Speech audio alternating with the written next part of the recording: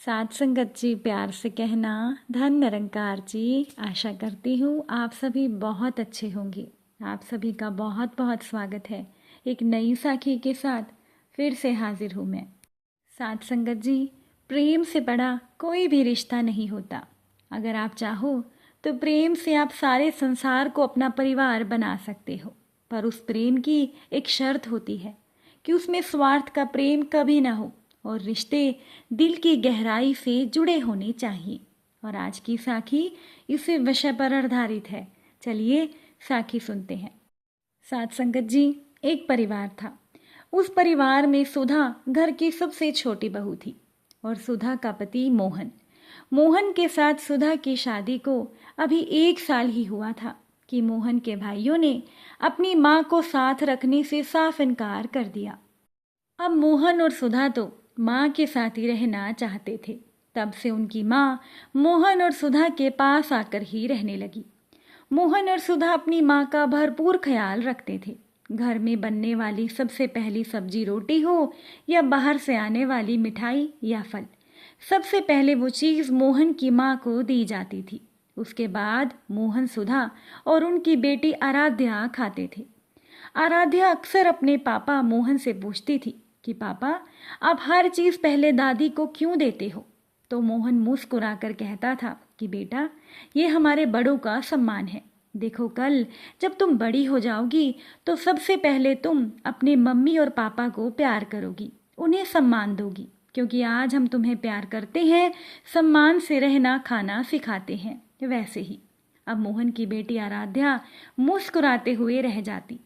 ऐसे ही अक्सर कई बार मेहमान और दोस्त आते तो वो बुजुर्ग माता जी से पूछते कि माता जी, आपका बेटा और बहू आपका ख्याल तो रखते हैं ना, और आपकी बहू आपको ठीक से खाना खिलाती है या नहीं? ये सवाल जवाब सुनकर मोहन की पत्नी सुधा उदास हो जाती थी, लेकिन उसका पति मोहन उसे समझाता था कि सुधा, हमें लोगों को दिखाने के लिए नहीं बल्कि अपनी माँ के सम्मान और सेहत की फिक्र करनी चाहिए। और जिसको देखना है, ये सब यकीन मानो वो देख रहा है। इस पर सुधा कहती थी अपने पति मोहन से कि आप नहीं समझते लोगों को, सेवा करने के बाद भी अगर सुनना पड़े तो कैसा लगता है। एक दिन मोहन और सुधा अपनी बेटी आराध्या के साथ सुधा की सहेली के घर पर खाना खाने के लिए गई। वहां पर सुधा की सहेली ने मोहन और सुधा सहित आराध्या के लिए बहुत ही अच्छे स्वादिष्ट व्यंजनों का ढेर लगा दिया, मगर मोहन और सुधा से कुछ खाया नहीं जा रहा था। कारण था कि सुधा की सहेली की बुजुर्ग सास। सुधा की सहेली की सास पास ही बैठी थी, मगर सुधा की सहेली ने उन्हें कुछ खाने को तो देना दूर, कुछ पूछना भी मुनासिब नहीं समझा। अब ये सब कुछ मोहन की बेटी आराध्या बड़े ध्यान से देख रही थी। उसने तुरंत टोकते हुए सुधा की सहेली से कहा कि मौसी जी, आप दादी को कुछ दे क्यों नहीं रही? क्या आप उनसे प्यार नहीं करती? क्या आप उनका सम्मान नहीं करती? ये शब्द सुनकर सुधा की सहेली और उसके पति की नजरें झुक गई। तब आराध्या फिर बोली कि मौसी जी, हमारे घर में तो मम्मी दादी को बहुत प्यार करती है, बहुत सम्मान करती हैं। सबसे पहले उन्हें खिलाती हैं, फिर हम खाते हैं। और यही तो आपके बच्चे यानी मेरे भाई बहन सीखेंगे, है ना मौसी जी?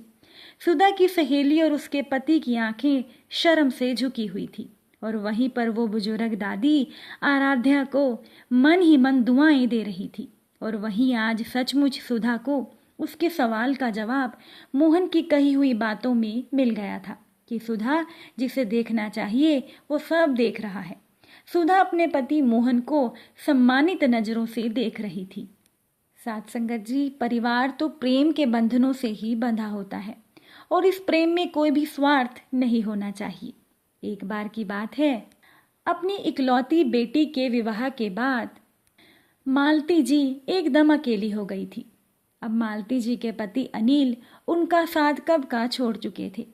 मालती जी की एक ही बेटी थी जिसकी शादी हो गई थी। अब मालती जी के नाती रिश्तेदारों ने औपचारिकता निभाने के लिए 1-2 बार उनसे कहा भी कि अब आप इस उम्र में अकेली कैसे रहोगी, हमारे साथ ही आकर रह जाओ। और मालती जी की बेटी ने भी उनसे बहुत अनुरोध किया अपने साथ रखने का, परंतु मालती जी किसी के साथ जाने को तैयार नहीं हुई।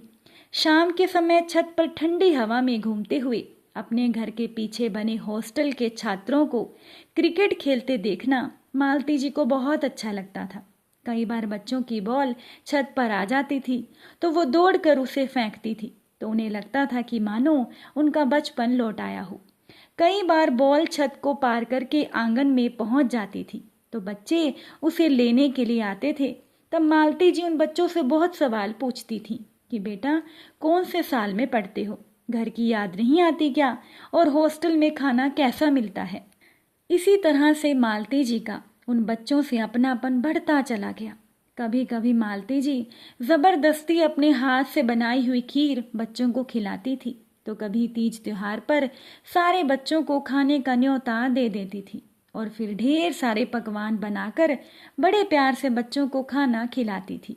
साथ संगत जी, कई बार मैदान में बच्चों को लड़ते झगड़ते देखकर उन्हें डांट लगाने में भी मालती जी पीछे नहीं रहती थी।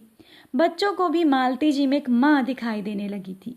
अब छात्रों की परीक्षा समीप आ गई थी और खेल के मैदान में आना उनका कुछ कम हो गया था। इसी बात से मालती जी उदास रहने लगी थी और कुछ दिन से उनका स्वास्थ्य भी खराब रहने लगा। अब पढ़ाई करते हुए एक छात्र को मालती जी की याद आ गई तो वो उनका हाल चाल पूछने के लिए उनके घर पर पहुंच गया। जब उस छात्र ने देखा कि मालती जी तो तेज बुखार में तप रही थी, ये बात पूरे हॉस्टल में आग की तरह फैल गई। कई छात्र आनन फानन में मालती जी को अस्पताल लेकर पहुंच गए। अब कई तरह की जांच के बाद डॉक्टर ने बताया कि बुखार तो जल्दी ही ठीक हो जाएगा, पर कमजोरी बहुत ज़्यादा आ गई है, इनको तो खून चढ़ाना पड़ेगा। इनके परिवार में से कौन है? साथ संगत जी, सभी छात्र एक स्वर में बोल पड़े कि मैं हूँ इनके परिवार से डॉक्टर साहब। अब मालती जी अपने इतने विशाल परिवार को देखकर खुशी के कारण अपने आंसुओं को रोक ना सकी। साथ संगत जी, परिवार खून के रिश्तों से नहीं बनता कि खून के रिश्ते हैं तो ये परिवार है। परिवार तो प्रेम के बंधनों से बंधा होता है और प्रेम से बड़ा कोई भी रिश्ता नहीं। आप चाहो तो प्रेम से सारे संसार को अपना परिवार बना सकते हो, पर उस प्रेम की एक शर्त होती है कि उसमें स्वार्थ का प्रेम कभी ना हो और रिश्ते दिल की गहराई से जुड़े होने चाहिए। उम्मीद करती हूँ कि साखी आपको अच्छी लगी होगी। अगर अच्छी लगी हो तो वीडियो को लाइक कीजिएगा, अपने विचार कमेंट में ज़रूर बताइएगा। फिर मुलाकात होगी आपसे नई साखी और नए विचारों के साथ। तब तक के लिए खुश रहिए, सेवा सिमरन सत्संग कीजिए, सद्गुरु माता जी के चरणों से जुड़े रहिए। प्यार से बोलिए धन निरंकार जी।